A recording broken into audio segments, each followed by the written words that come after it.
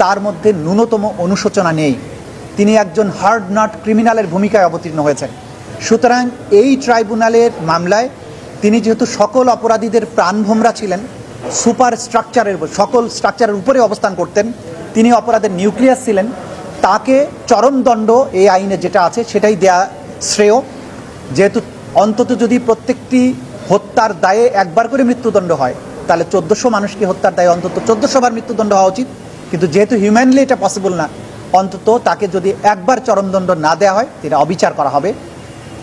আইনে mitigating factor বলে একটা কথা থাকে, যে তার কিছু কর্মকাণ্ড যদি এমন হয় যার প্রেক্ষিতে আদালত বিবেচনা করতে পারেন এই ভালো কাজগুলো তিনি করেছেন, তার শাস্তি কমানো যেতে পারে।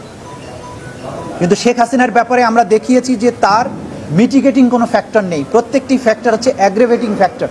অর্থাৎ যে কোনো ফ্যাক্টরকে যদি বিবেচনা করা হয়, তাহলে দেখা যাবে তার অপরাধের তার শাস্তির পরিমাণটা বাড়ানো দরকার, কমানোর কোনো সুযোগ নেই। সুতরাং তার ব্যাপারে আমরা বলেছি যে তাকে চরম শাস্তি দেয়াটা উচিত এই আইনের এই বিচারের মধ্যে। দ্বিতীয় আসামি আসাদুজ্জামান খান কামাল, তিনি গ্যাং অফ 4-এর সদস্য ছিলেন।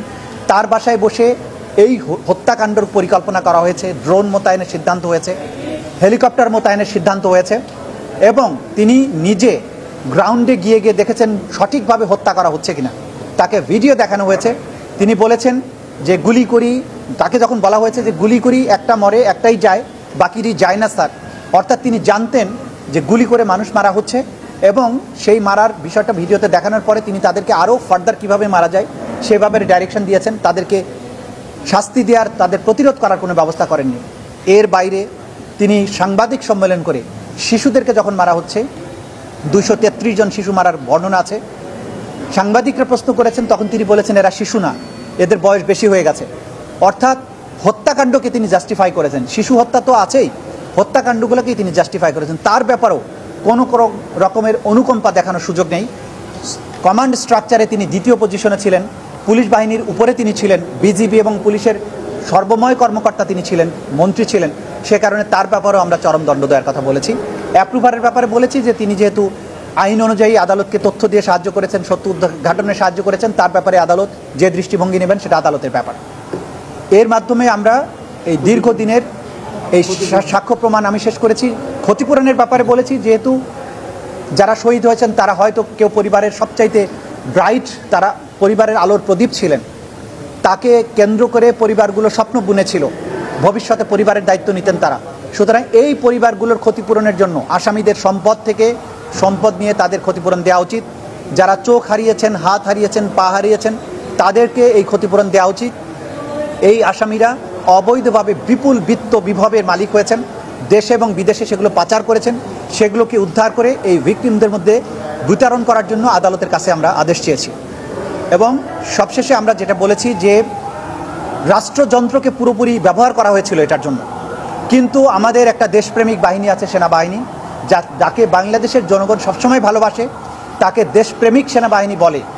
তাদেরকে রাস্তায় দেখলে মানুষ তাদের বুকে জড়িয়ে ধরে, আবেগে চুমু খায়, ফুল দেয়।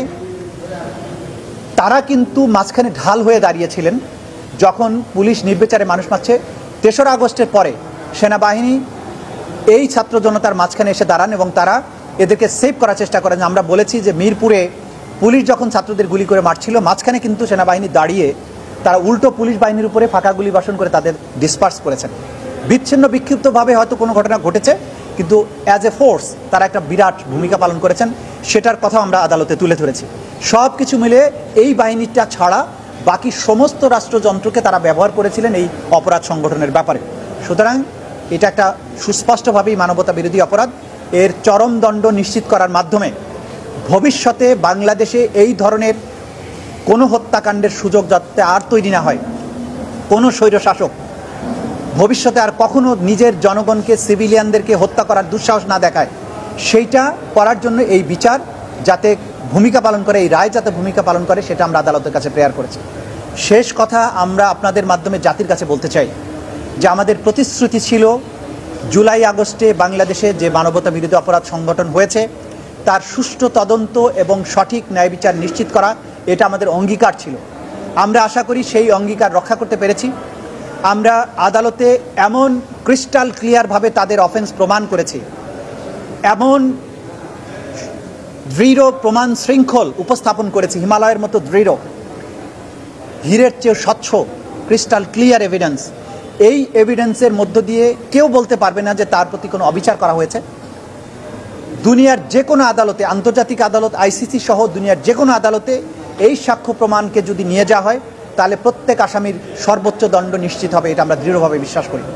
সুতরাং ব্যক্তিগতভাবে কাউকে ভিক্টিমাইজ করা নয়, কোনো প্রতিহিংসা নয়, ইতিহাসের একটা মীমাংসা এবং ভবিষ্যৎ বাংলাদেশকে নিরাপদ করা, ভবিষ্যতের স্বৈর শাসকদের জন্য সতর্ক বার্তা দেয়া, কেউ যাতে আপন জাতির সন্তানদেরকে, সিভিলিয়ানদেরকে হত্যা করার দুঃসাহস কখনো না দেখায়, এই বিচার তার একটা চূড়ান্ত রায় হবে।